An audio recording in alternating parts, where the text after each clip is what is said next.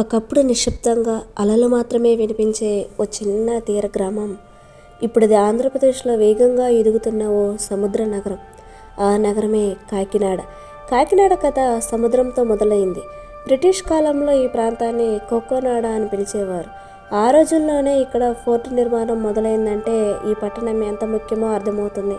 సముద్రం దగ్గర ఉండడం వల్లే వ్యాపారం, సంస్కృతి, కొత్త ఆలోచనలు అన్నీ ఇక్కడికి వచ్చాయి. కాకినాడకి వెళ్తే తప్పక చూడాల్సింది ఉప్పాడ బీచ్. సూర్యుడు సముద్రం నుంచి బయటకు వస్తున్నట్టు కనిపించే ఆ ఉదయ క్షణం మాటల్లో చెప్పలేం.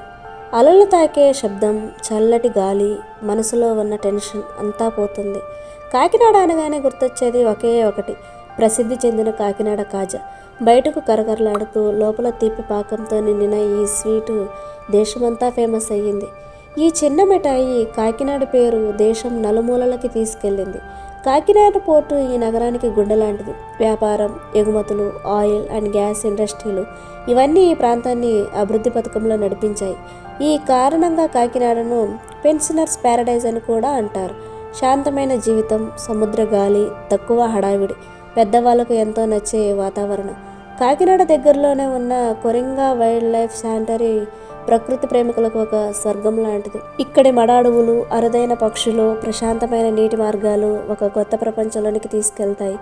కాకినాడలో ఉన్న జవహర్లాల్ నెహ్రూ టెక్నాలజికల్ యూనివర్సిటీ. కాకినాడ అనేది ఆంధ్రప్రదేశ్లో ప్రముఖమైన టెక్నాలజీ యూనివర్సిటీ.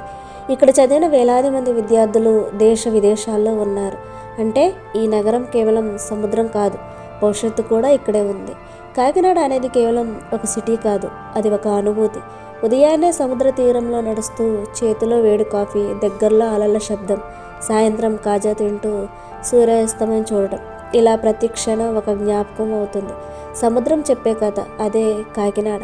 ఈ వీడియో మీకు నచ్చినట్లయితే మా ఛానల్ని సబ్స్క్రైబ్ చేయండి. ఇలాంటి మంచి వీడియోల కోసం మన ఛానల్ని వీక్షిస్తూనే ఉండండి. ఈ వీడియోని మీ కాకినాడ ఫ్రెండ్స్ అండ్ ఫ్యామిలీ మెంబర్కి షేర్ చేయడం మాత్రం మర్చిపోకండి. Thanks for watching.